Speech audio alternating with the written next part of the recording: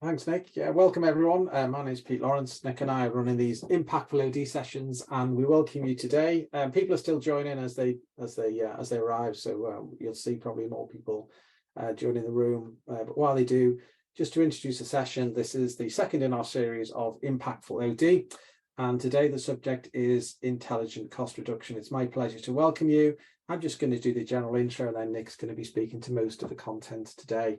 These events really are designed at OD practitioners in that leadership role, influential role, so HR directors, people who are looking at sort of wider systems. The last one we did was on designing for intentional inclusion. Today we've got intelligent cost reduction, and then our final one is on the 28th of March, which is organisation agility and normalising change. So please pass it round, tell your colleagues about what we're doing, and welcome. So it's really getting into that space where OD actually makes a difference in clients' organizations, in your organization, and really sort of starting to think about the impact that OD can make, the positive impact OD can make in the space. So welcome. You'll have a chance throughout the next hour and a half to meet some of your colleagues and share some ideas. So there's going to be first of all, a welcome from me, which is this part now.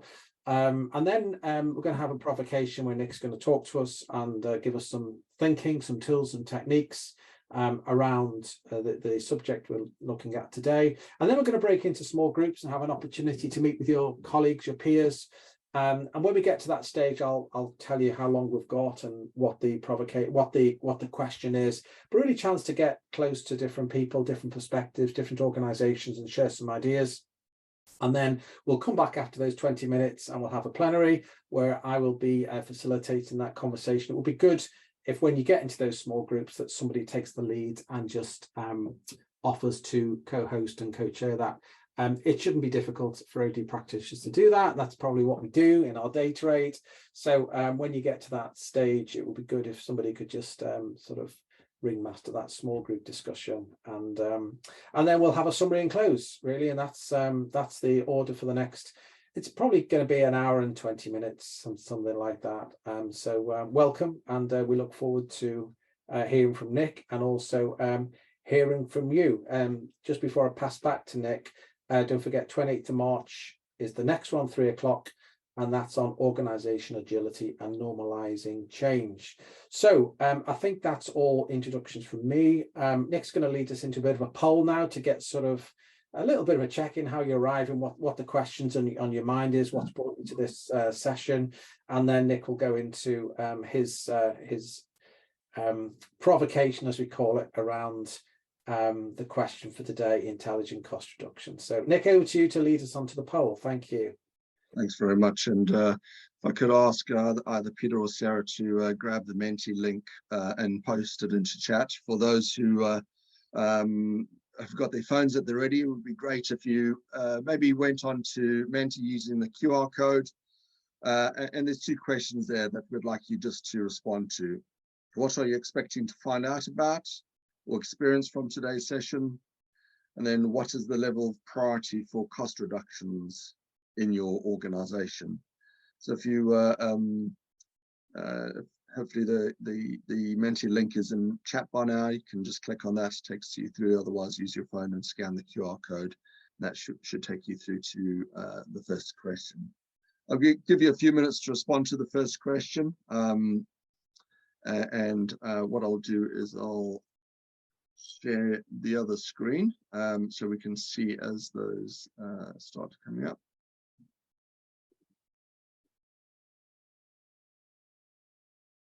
There we go. Hopefully you can now see the Menti screen. Peter, can you just confirm you can see the Menti screen? Yeah, good. Got it. Yeah, it's right. Good. Yeah. So some great things coming through. Yeah.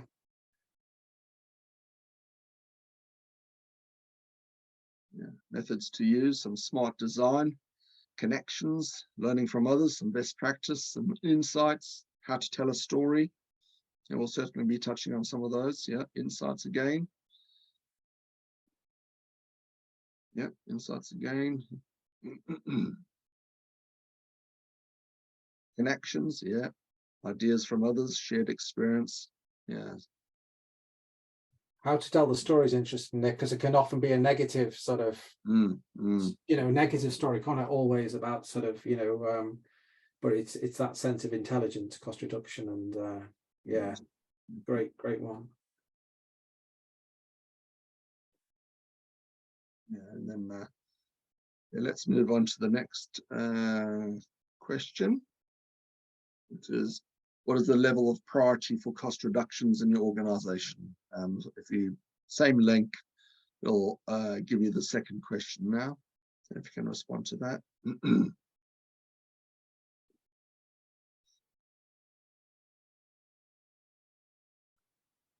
Okay.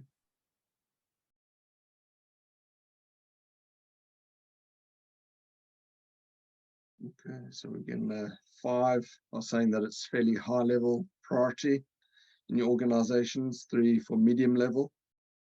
No one's in the existential space, which is always good. A lot of the research basically says you want to be doing your intelligent cost reductions before it gets to the existential space. So it's good that it's only high or medium. Yeah, that's really useful. Thank you for that. So let me come back to this screen again.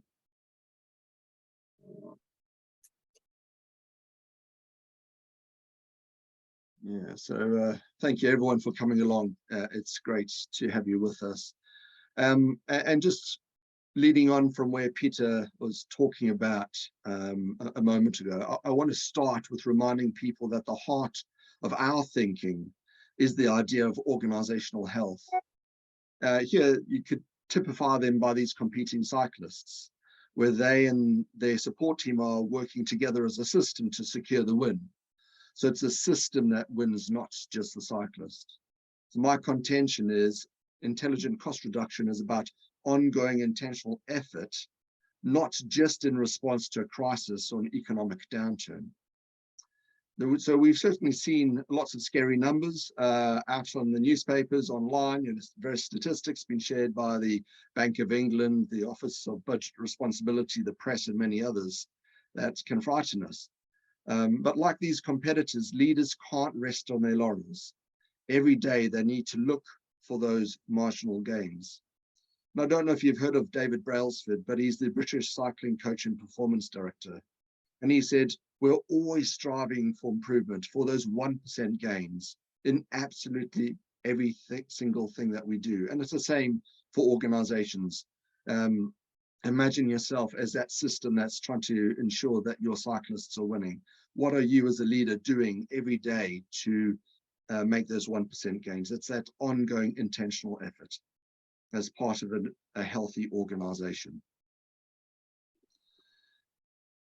So there are other lenses you can look at intelligent cost reduction through, but we'll look at it from an org design lens, and building on research from Gartner, McKinsey's, Bain, and our own experience over the past 17 years, suggests leaders need to pay attention to these 7 aspects. Some of you may have recognized these from our books that we've written, our ebooks on designing slim structures and designing for ambition. But in the center and informing all others is insight. And then if we look clockwise from top right, razor sharp strategy, lean processes, slim structures, consolidated workplaces, right people, and organizational alignment. I'm going to briefly share each of these in turn to highlight some of the key lessons and insights that we've built up over the years. But again, like Peter says, at the end of this, there's going to be some small group work where we can have a bit of a conversation and share maybe more specific examples to inspire each other and to help each other think about what we can do differently tomorrow. So the first one is insight. And of course, we all recognize this, but it's important to say it. Organizations are socio-technical systems. That means that they're full of data, all different types of data.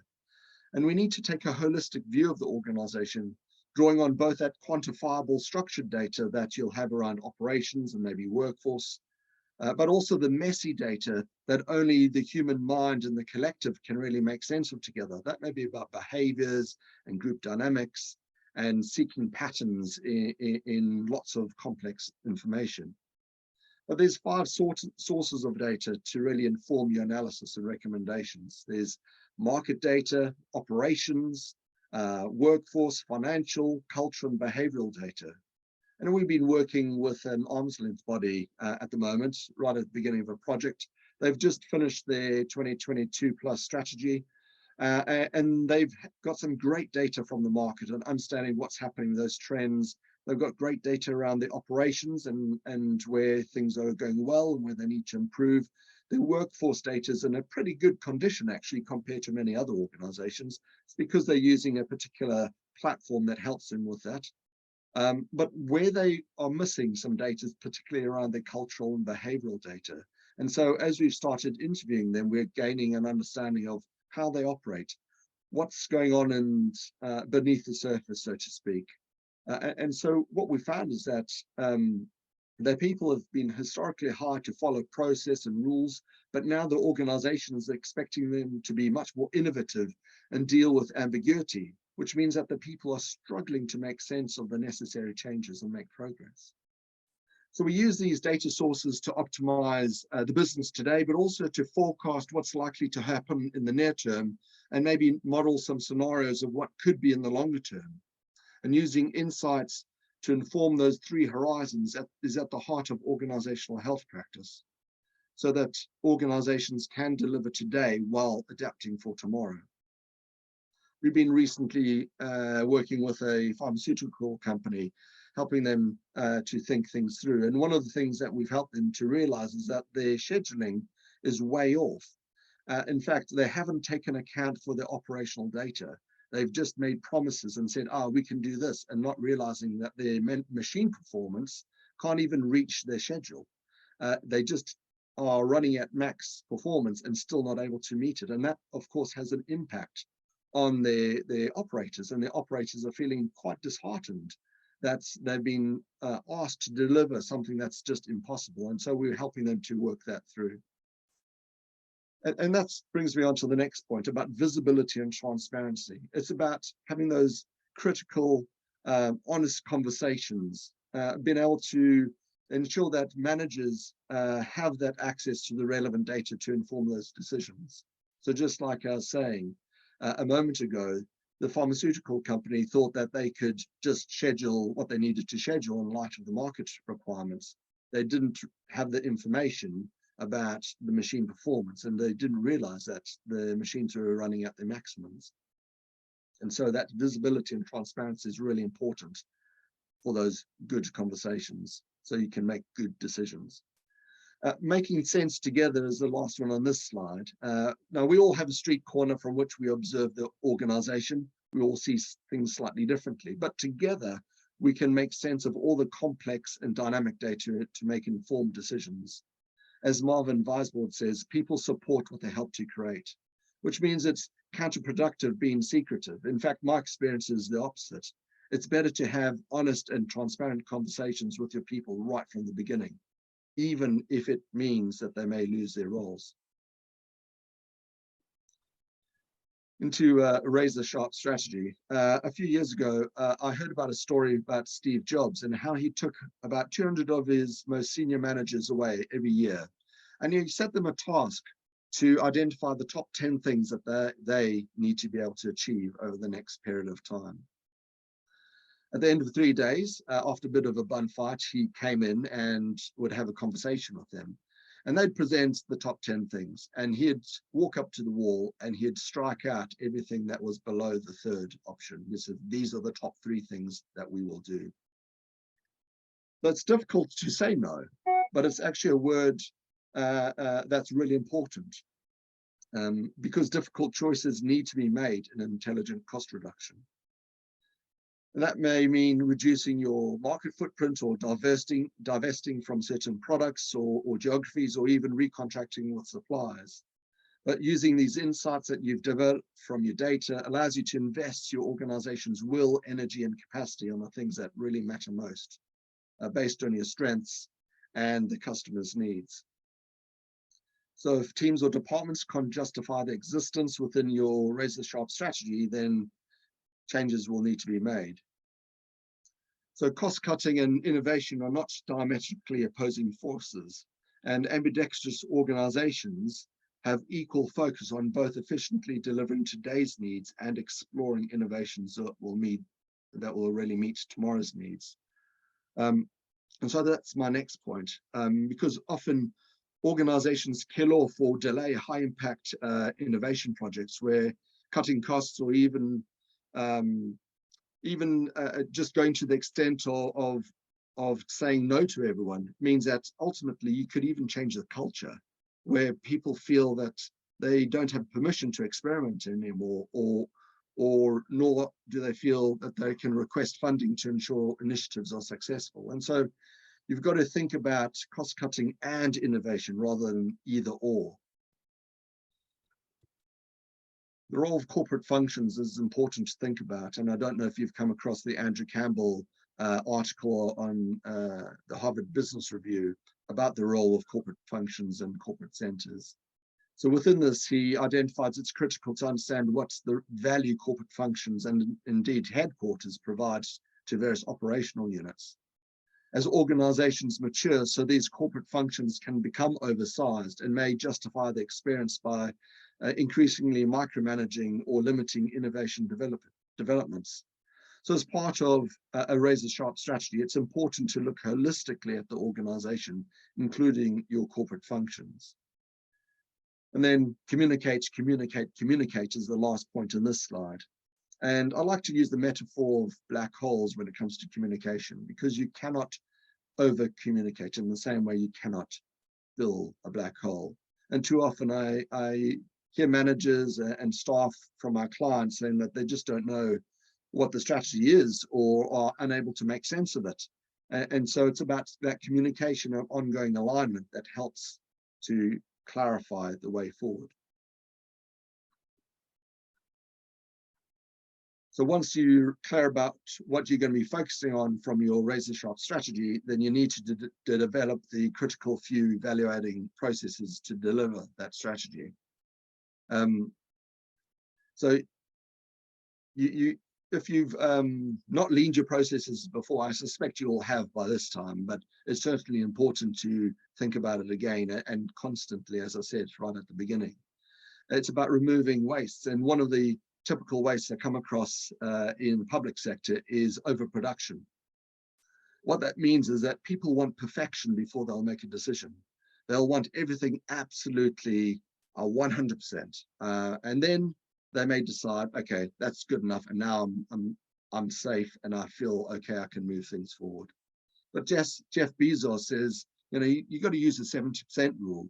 You've got to wait until you've got 70% of the information that you need to make that decision. Because if you wait for 100%, the opportunity has passed you by, things have changed, and you're starting all over again. Another waste may be about failure demand, and that's where frontline staff don't have the authority to resolve a particular issue. And so whether it's a customer or someone else then gets passed around between managers or functions who repeat the work. And so you're generating additional demand, which is what we call failure demand. You may also seek to repurpose, eliminate, or consolidate activities which will have a higher cost than their actual value. In an extreme case, a monthly report was diligently generated in one organization, but when the activity was tracked through, no one actually read or used the report. And this is why, and one of the reasons why we say it's so important to map out the actual work to reveal those significant benefits that you can identify. And of course, this is the moment to consider what enabling or replacing technologies could be implemented to optimize and automate. So even within Tricordant, with the advent of ChatGTP, we've been experimenting with it, saying, well, what can we do with it? And I've been using it to rapidly analyze interview notes, to identify themes and sentiment analysis to inform our consulting process. And that saved a bit of time, as opposed to me trying to go through all of it from beginning to end, particularly when you got 20, 30, 40, 50 interviews to go through. That can eat up a lot of time. Thinking about systems rationalizations. In another example, we've been working with an organization which was originally 2 medium-sized organizations that were hosted in 2 separate organizations. And then they got transferred into a third host, and then those 2 medium-sized organizations were then merged. Hopefully that makes sense to you. Anyway, it was quite complicated. So one of the issues that they've got is that they've got a plethora of systems that they use, some of them legacy, some of them that they've picked up along the way. And of course, that means that they've got to try and service all of these various systems. And the new host organization is saying, hang on, you've got to use our systems. And there's all of that that's taking time for them to work through. And it's a lot of work for them to manage all of that. And that takes away from the day job. And so it's really important to rationalize down those numbers of systems to the critical few that best support the delivery of value of this new organization. It also releases people from all that admin time that's non-value adding and really improves job satisfaction. The last point is really about agile working, and agile working should really be considered because done right, agile working focuses on adding that incremental value to specific customer needs. And hopefully that means that only value-adding functionality is delivered and overinvestment is minimized.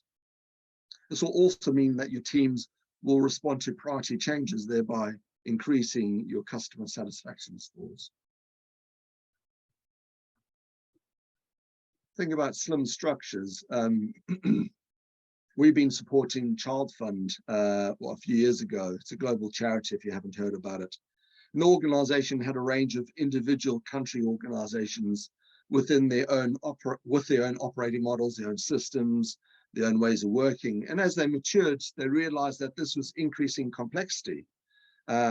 It was really unhelpful because funders didn't have a clear line of sight of how their money was being spent and how it was impacting beneficiaries. And the center was having to grow unnecessarily just to manage that range of complexity from the different operating models and ways of working and the various systems that these 30 or so country organizations were using.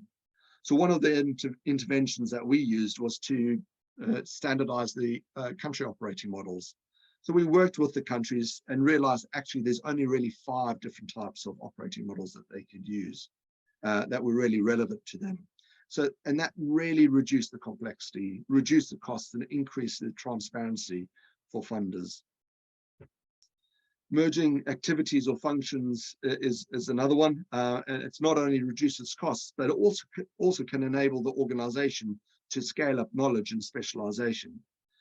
We supported the merger of business intelligence and go-to-market teams within a pharmaceutical company. And that really helped them to maximize the value of the new customer experience directorates to the business. And as organizations grow, so does complexity. And one way many organizations respond is by creating additional meetings, group forums, shared roles to coordinate work and manage issues. However, this quite often leads to duplication and overlaps, particularly in really large organizations. And so we often ask the why question, and it's a way of pulling the bowl spaghetti apart and redesigning a much more coherent and minimal set of coordinating meetings and roles. So in the same way, every level and function in the organization must have a purpose and add value. You know, we're always going to ask that question, why do you exist, and really understand the value it's creating. Mapping out the work, of course, helps you with that, helps you understand the key relationships between workflows and how that function is enabling that workflow. And where layers are needed to support things like information sharing, translation, and coordination. So I often tell a story of my colleagues who've been working with a large government department, and they identified a level of managers who only checked other people's work. And so we use that process again. We ask that question, well, why do you exist? And we realized that they didn't fulfill any particular purpose. The work that they planned, they didn't have any work that they planned. They didn't actually do any work. They just went around checking other people's work. And that wasn't right, because if you want to give people whole work, you've got to allow them to plan, deliver, and evaluate their own work. And then you'll have your quality and audit functions that will do some random checks to ensure that it's everything's aligned with your strategic objectives and at the quality and delivering the right customer experience. And so that meant that we could identify about £1 million worth of savings. And the last point here is about spans of control. So we're currently working with a large local authority, and they've asked us to help them to do a spans and layers review. They've done some initial work, just doing some initial work in Excel to get a rough view of what their savings could be like. But we said, well, actually, it's a bit more nuanced than that. We've really got to think about 4 specific things. You really got to think about your technical complexity of the team, your social complexity of the team, the rate of change, as well as the capacity of the leader to deal with that complexity and that rate of change. And so we'll work with them to maybe create a much more refined and focused and intelligent way forward. So on to consolidated workplaces. If you've come across Andrew Campbell's operating model canvas, you'll notice that location is one of the key domains. Now, I don't know if you know this, but each desk in London, on average, costs about £10,000 a year. This includes heating, maintenance, security, and a range of other things for the desk to be fully used. And so we need to pay attention to location as part of intelligent cost reduction. In the last few years, what we've seen is that office work meetings, collaborative discussions can happen anywhere and online. So some organizations, particularly local authorities, have fairly extensive property portfolios, which cost in ongoing maintenance, heating, taxes, etc. So developing your razor-sharp strategy and really understanding where the value-adding processes can or need to be delivered can help consolidate estate portfolios to the critical few. The other option, of course, is to consider moving offices to lower cost locations. And of course, the government's levelling up agenda will certainly benefit from this. We're all dialing into this online. And so, of course, remote working means that fewer desks are going to be needed in central offices. And I know that some local authorities have dramatically downsized their office space, creating open offices with hot desking and only expecting some of their people to be in the office on a regular basis. Of course, you really got to think through what type of work needs to be done, who they need to interact with, and so just work that through, whether it's work that certainly needs a space for people to be physically present in, or if it's a different type of space where actually they could just do it in their own homes with a bit of an office setup. Right people is the next one. And on this, I think I'm going to start with the last point. People matter. Because too often leaders think that they must keep all this downsizing discussions secret. Underlying this may be a culture of a parent-child relationship. It could be a fear mentality. It could be something else altogether. But it's really not the way that I've experienced doing this type of work. People want to be engaged in the conversations. They want to have a meaningful contribution, even if it means that they may lose their role. So using intelligent cost reduction as an approach does not mean that you have to be secret. In fact, it's better to have that adult to adult and transparent conversation from the beginning. So it's not just about cutting costs. To find a robust and compelling and sustainable way forward requires a different perspective. And all parts of the organization really need to be involved. So just like Meg Wheatley says, whatever the problem, community is the answer. So engaging your people allows them to make sense of the change, to begin that inner transition work. You can make some technical changes, but actually it's also the behavioral and mindset stuff that needs to happen as well. To really establish the future organization, and also to build in a continuous improvement culture, as we talked about early on. It's not just about when a crisis comes, but an ongoing intentional approach to creating a healthy organization.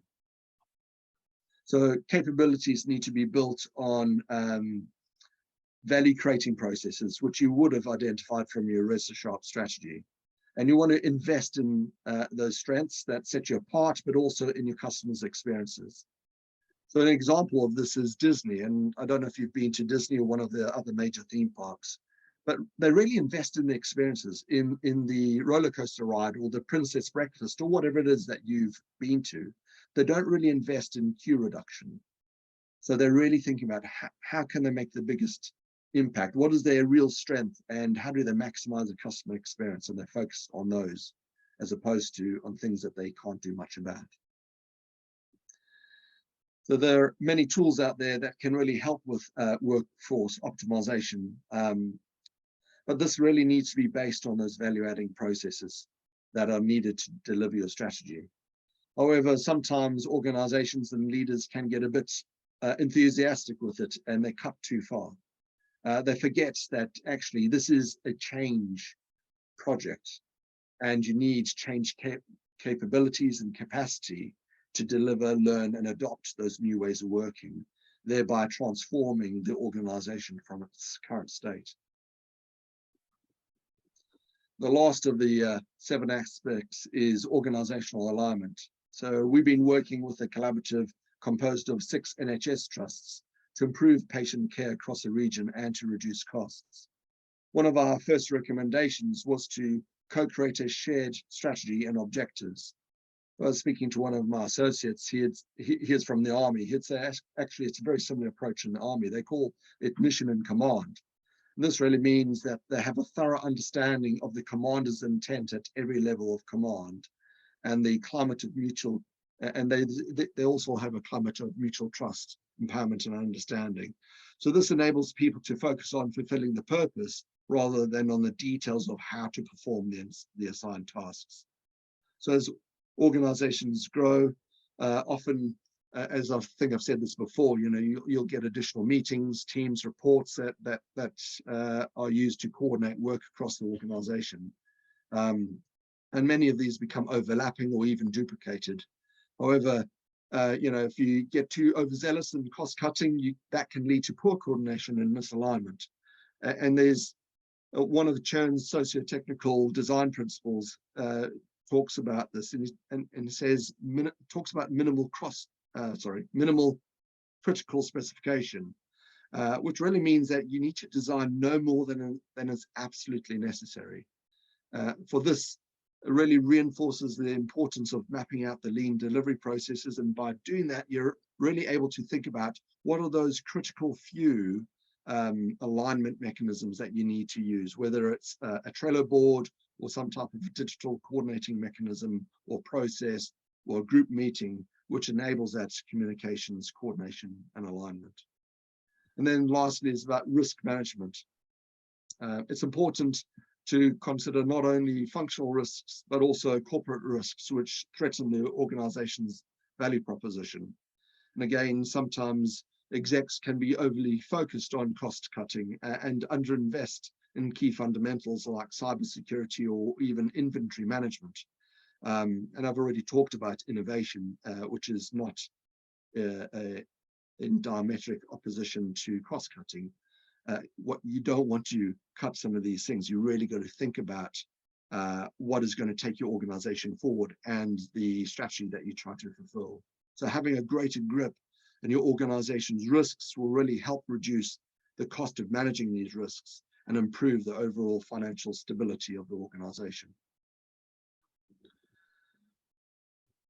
So I just want to come to this particular point here, which just reinforces that point that I made a moment ago, that intelligent cost reduction is like any other change project. It's about sustainable behavior change, and you've got to really pay attention to that.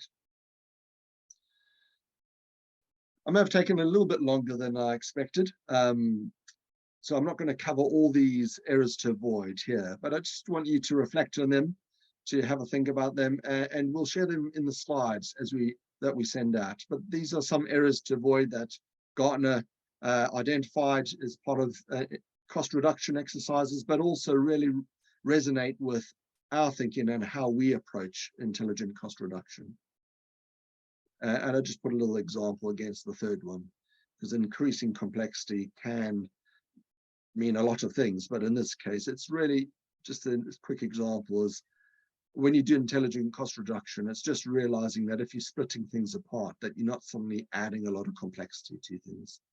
And so the example here is if you've got a package of products, splitting them apart may mean that you actually have to do a lot more work as opposed to having them together in a single package. So that's a little bit about intelligent cost reduction and some of the insights that we've gained over the years and merged those with some of the research that we've picked up at the same time. So that's enough from me, maybe, for the moment. I'm going to hand over to yourselves to really think about two questions.